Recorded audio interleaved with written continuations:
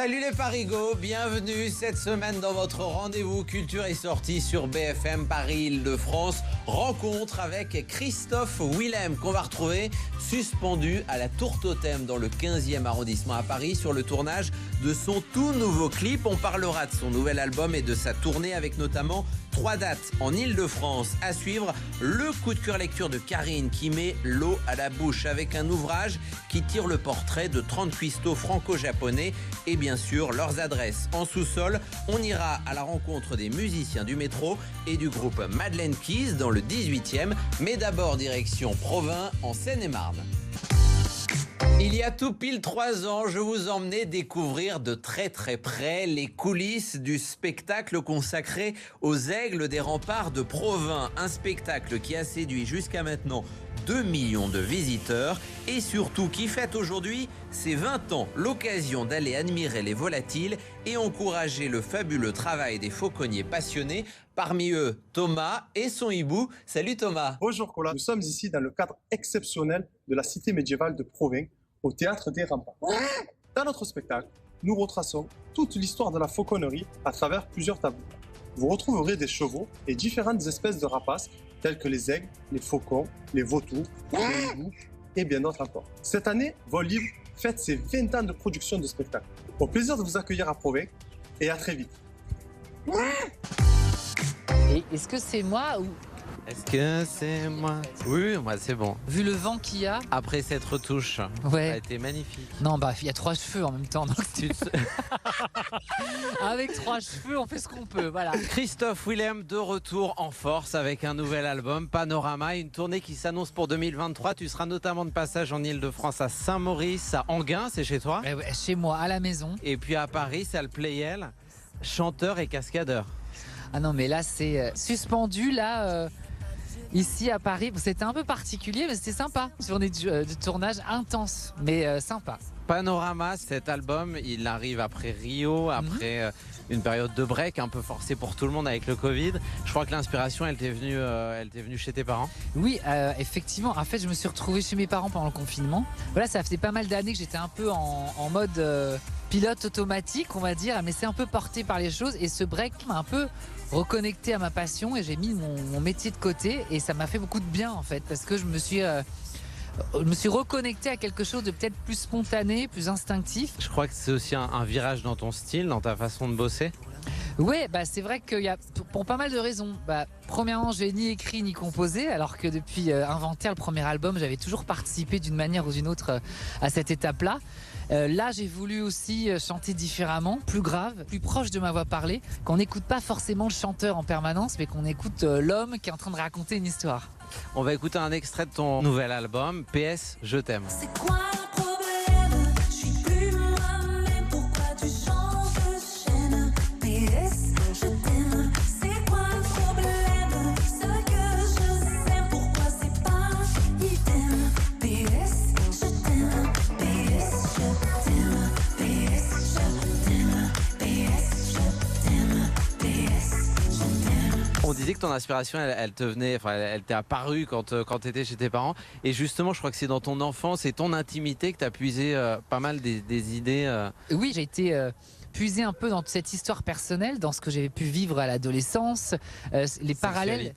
Ouais, la sexualité, d'être montré du doigt, d'être stigmatisé et d'une certaine manière de la manière dont la lumière qui s'est posée sur moi après la Nouvelle Star a pu des fois réveiller ces blessures et c'est ce qui s'est passé en fait avec justement la sensation d'échec que j'ai eu sur l'album précédent. Ça a remis le doigt sur des plaies qui étaient encore ouvertes et que je pensais bien guéries. Et je crois que c'est aussi la génération d'aujourd'hui qui t'inspire. Mais carrément. Le fait qu'elle s'assume et s'exprime. Je suis content de voir que, c'est vrai, sur tout un tas de réseaux, tous ces sujets de genre, de façon de vivre, parce que c'est pas uniquement sur la sexualité, sont des sujets qui sont plus du tout tabous. Enfin, si ça avait été aussi simple, je pense que des générations comme moi, on n'aurait pas été, si tu veux, persécutés dans les cours de récré. Donc je trouve ça plutôt pas mal.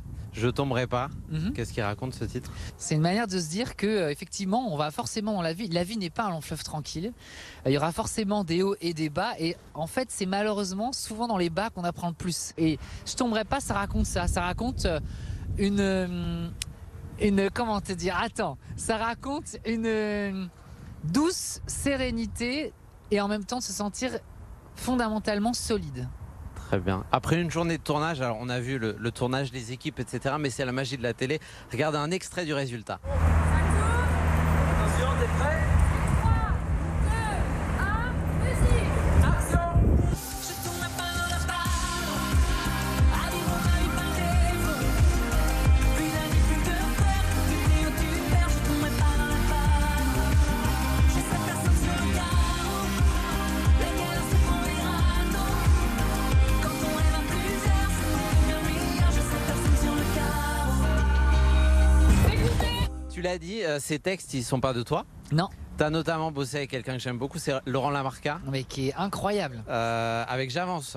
Avec J'avance, Je tomberai pas, c'est lui. J'ai retrouvé avec Laurent une forme d'intimité et de manière d'aborder des sujets très personnels comme j'avais pu le faire avec Zazie à mes débuts. Lui, il amène un côté masculin à des sujets sensibles et je trouvais le contraste intéressant. 15 ans de carrière. Je sais que tu as toujours pensé que si demain tu arrêtais, ça changerait pas la vie des gens.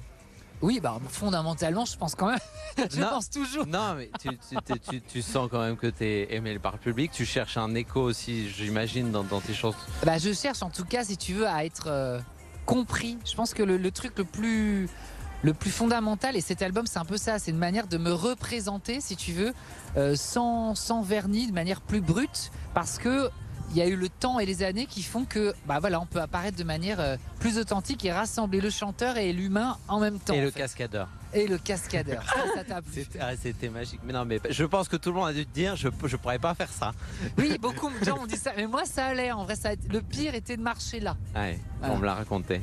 J'imagine. Merci beaucoup, Christophe. Merci. Christophe Willem, tu seras notamment le 25 février du côté de Saint-Maurice, le 5 mars prochain chez toi à Enghien. À Enghien. Et puis le 18 mars, salle Playel à Paris. Et ton nouvel album s'appelle Panorama. Merci, Christophe. Merci beaucoup. L'attrape-cœur de Salinger. L'éloge de la fuite, Les eaux étroites de Julien Gracq. professeur Laborie. Les animaux fantastiques. Les hirondelles de Kaboul. La divine comédie de Dante. Le guépard de Lampedusa. Allez, on passe à table dans Livrez-vous et le coup de cœur lecture de Karine. Bonjour Karine. Bonjour Cola. Au menu cette semaine, bonnes adresses et portraits de chefs franco-japonais installés à Paris. Oui, un guide à la fois affectif et gustatif. 30 chefs qui chamboulent en fait la cuisine franco-japonaise depuis Paris. Il y a les bistronomes, les minimalistes, les impressionnistes, les puristes et j'en oublie. Nouveau rendez-vous avec les musiciens du métro dans Paris Go. Cette semaine, tout le monde descend à la station Place de Clichy. Voici Madeleine Keys.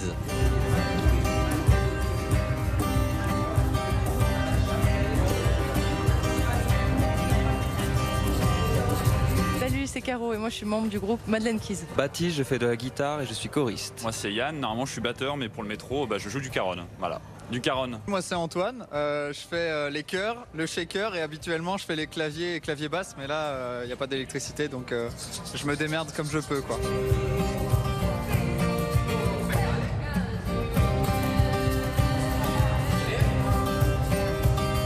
Ça doit faire maintenant 1 an qu'on est musicien du métro avec les gars. Avant, je jouais moi toute seule. J'ai monté Madeleine Keys à la base parce que je pensais qu'en France, ça pouvait être cool d'avoir un peu plus de scène rock. Madeleine Keys, c'est plutôt du rock alternatif, progressif.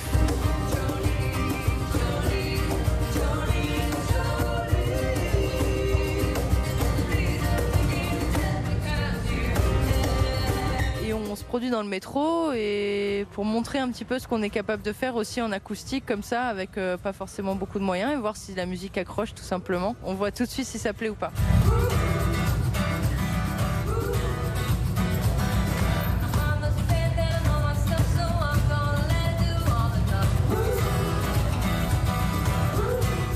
En général on joue Place de Clichy, après ça dépend, Saint-Lazare, plutôt dans le nord de Paris.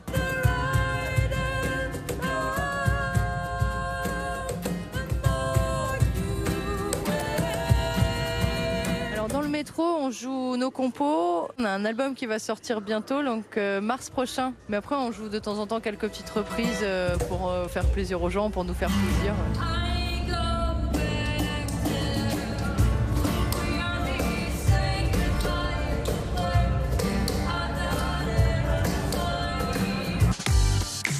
voilà pour Parigo. Je vous souhaite une excellente journée. Prenez soin de vous et à très vite sur BFM Paris Île-de-France.